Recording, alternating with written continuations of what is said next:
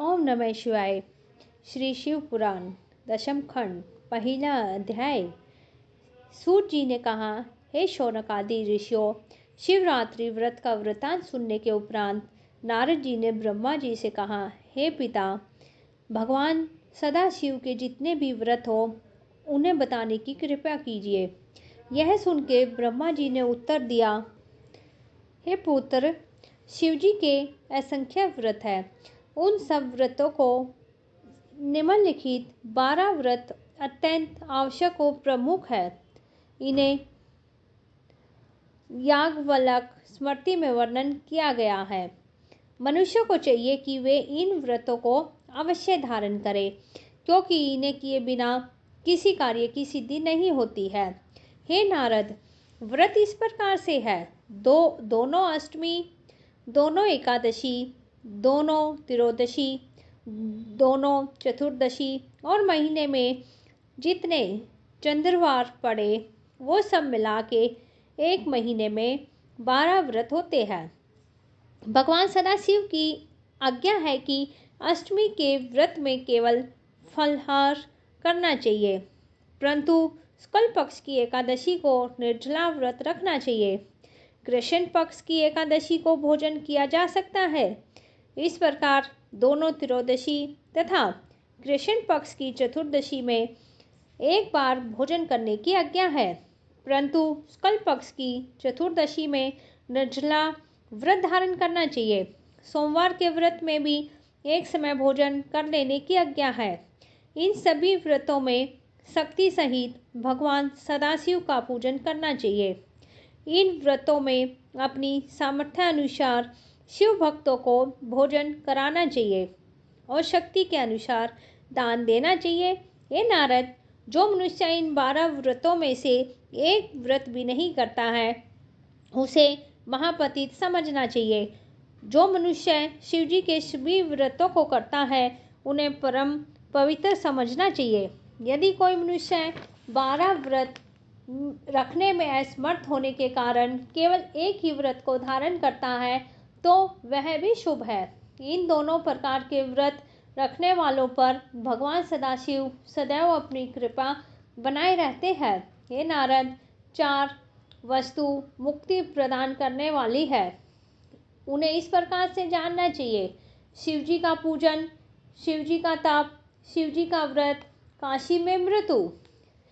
ये 4 बातें शिवजी को अत्यंत प्रिय है और संसार में अत्यंत सुख प्रदान करने वाली है।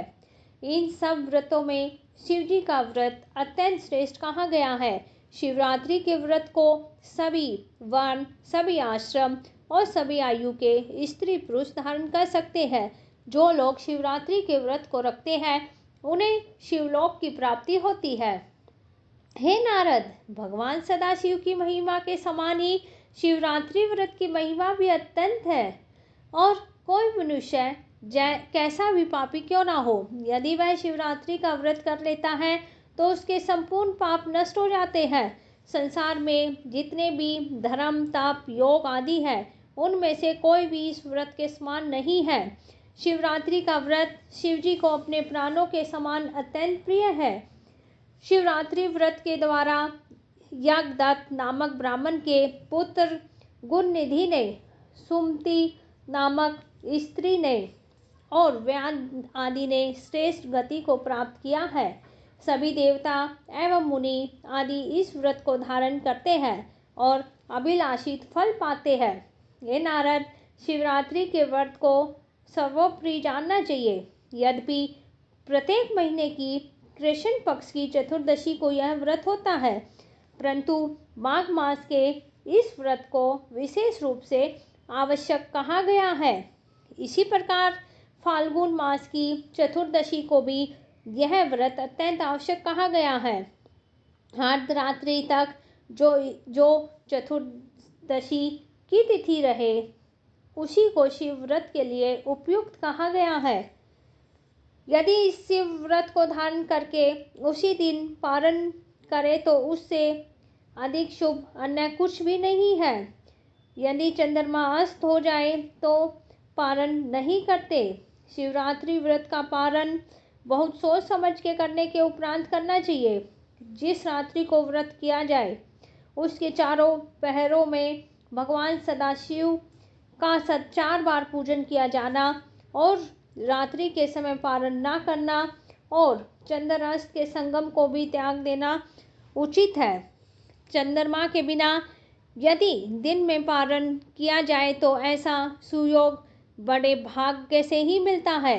यदि चतुर्दशी तिथि पारण के लिए प्राप्त ना हो सके तो अमावस्या में ही पारण करना चाहिए। हे नारद, इस प्रकार शिवरात्रि का व्रत प्रत्येक वर्ष में एक बार प्रमुख रूप से होता है। इस व्रत को करने से ब्रह्म हत्या आदि के पाप दूर हो जाते हैं। अन्य कोई भी व्रत इस व्रत के समान नहीं है। जो मनुष्य इस व्रत को नहीं करता है उसे अनेक प्रकार के कष्ट उठाने पड़ते हैं। ऐसे मनुष्य का कोई भी कार्य पूरा नहीं होता है। वह संसार में रहकर रोगों से ग्रस्त रहता है और मृत्यु के उपरांत भी मुक्ति प्राप्त नहीं करता है।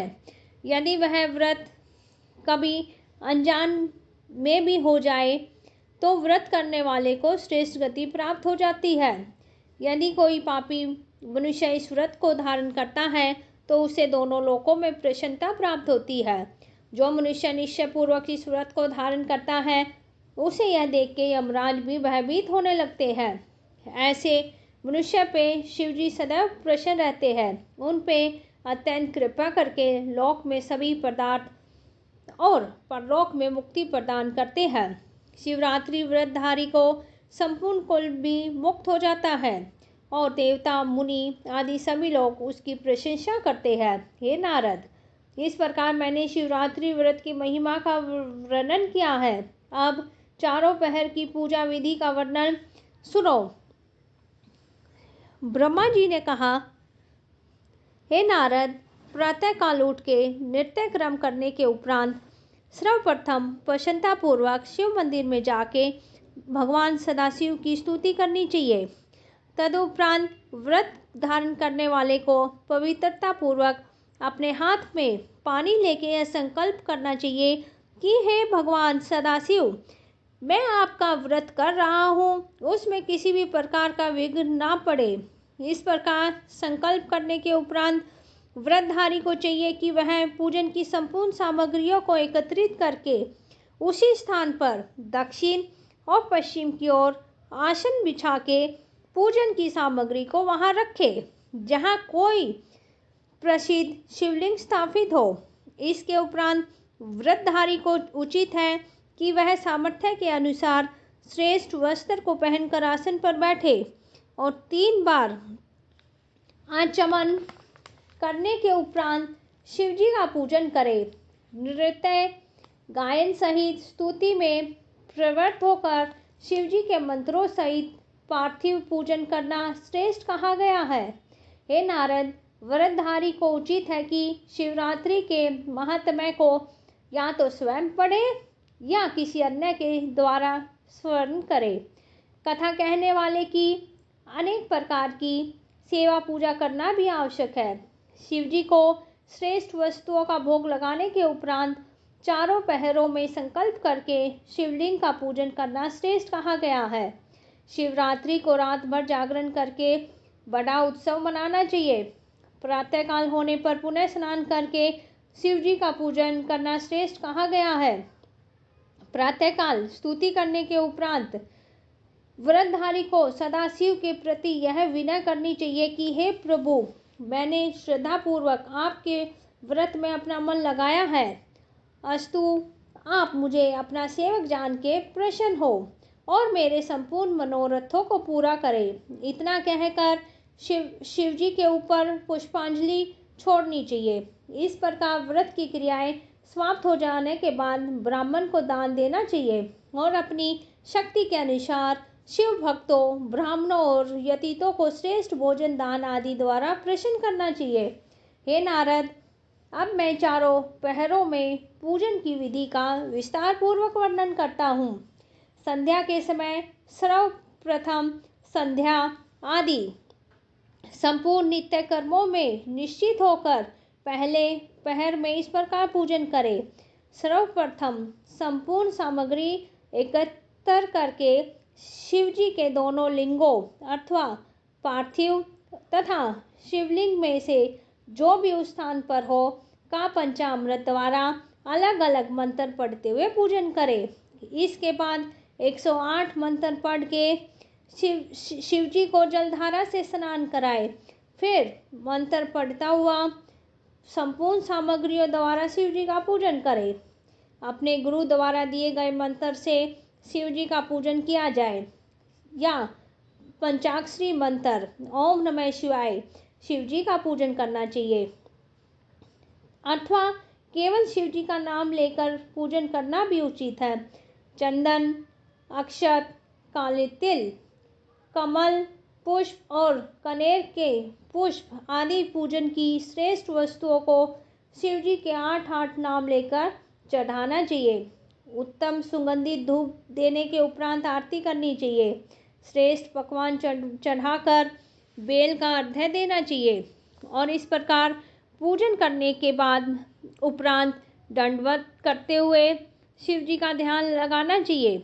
यदि पूजन करने वाला किसी अन्य देवता का भक्त भी हो तो भी उचित है कि वह पंचाक्षरी मंत्र द्वारा शिव जी का पूजन करे। शिव जी के सम्मुख गोमुद्रा दिखाकर और जल में बैठकर तर्पण करे। तत्पश्चात 5 ब्राह्मणों को भोजन कराने का संकल्प करे। यदि इतनी सामर्थ्य न हो तो केवल एक ही ब्राह्मण को भोजन कराने का संकल्प करे। इस प्रकार जब तक पहला पहर व्यतीत न हो जाए तब तक विविध प्रकार के उत्सव मनाता रहे। हे नारद, दूसरा पहर आरंभ होने पर इसी प्रकार शिव जी का पूजन करे।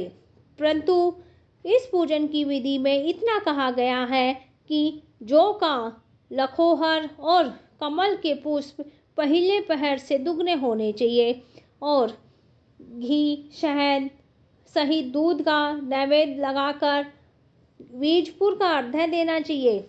इस प्रकार से प्रत्येक स्थान पर शिव जी के नाम का जप भी पहली प्रकार से दुगना करना चाहिए। हे नारद, तीसरे पहर की पूजा भी इसी प्रकार करनी चाहिए, परंतु उसमें इतना अधिक कहा गया है कि गेहूं का लखोहर और मदार के फूल इस पूजा में होने उचित है। अनेक प्रकार के धूप दीप नैवेद्य के लिए पूजा, अनेक प्रकार के साग अर्घ्य के लिए पक्का अनार और कपूर की आरती, इन सब को पहले पहर से दूना करना चाहिए और शिव जी के मंत्र का जप भी पूर्व की अपेक्षा दुगना करना उचित है। हे नारद, चौथे पहर की पूजा में इतना अधिक कहा गया है कि मूंग, उड़द और काकू का लखोहर, 7 प्रकार के अन्न और शंखाहुली अन्न से बने हुए मिष्ठानों का नैवेद्य लेकर बनाकर और भोग लगाना चाहिए। अनेक प्रकार के फलों और केले के फल का भी अर्घ्य देना उचित है। शिव जी के मंत्र का पहले से दूना जाप करके बहुत उत्सव मनाना चाहिए। हे नारद, चारों पहर की पूजा में शिव जी के ऊपर असंख्य बेल पत्रों को चढ़ाना शुभ माना गया है, क्योंकि बेल पत्र शिव जी को अत्यंत प्रिय है और बहुत से मनुष्यों को एकत्रित कर चारों पहर नृत्य गायन आदि का उत्सव करना चाहिए। इस प्रकार रात्रि भर जागरण करते हुए शिव जी का ध्यान करना सर्वोपरि कहा गया है। अन्य किसी भी प्रकार का संकल्प मन में लाना उचित नहीं है। शिवरात्रि का महत्व सुनते हुए रात्रि को प्रसन्नतापूर्वक व्यतीत करना चाहिए। व्रतधारी को चाहिए कि वह चारों पहर एक ही आसन पर बैठे, लोभ रहित होकर यथाशक्ति धन खर्च करे। सूर्योदय होने पर व्रतधारी ब्राह्मणों को दंडवत करता हुआ अपने आसन से उठे और अपने मन में अत्यंत प्रसन्न हो अनेक प्रकार के उपहारों को एकत्रित कर शुद्ध जल से भगवान शिव को अभिषेक करना चाहिए। फिर जितने ब्राह्मणों को भोजन कराने का संकल्प किया हो उसके अतिरिक्त और भी जितने हो सके उतने ब्राह्मणों को भोजन करावे। साथ ही भोजन कराते समय और जो भी लोग आ जावे उन सब लोगों को भोजन करावे।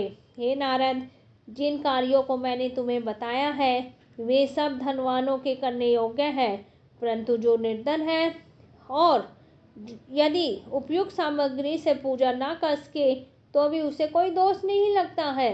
इस प्रकार चारों पहर तक पूजन करने के उपरांत प्रातःकाल स्नान करके फिर पूजन करे और ब्राह्मणों से आशीर्वाद लेकर समस्त देवताओं सहित शिव जी का विसर्जन करे। इन सब कार्यों से निवृत्त हो जावे तब ब्राह्मण से आज्ञा प्राप्त करके अपने परिवार सहित भोजन करे। हे नारद, मैंने विष्णु जी से शिवरात्रि व्रत की जो विधि सुनी थी वह मैंने तुम्हें सुनाई है, उसके लिए धन्यवाद।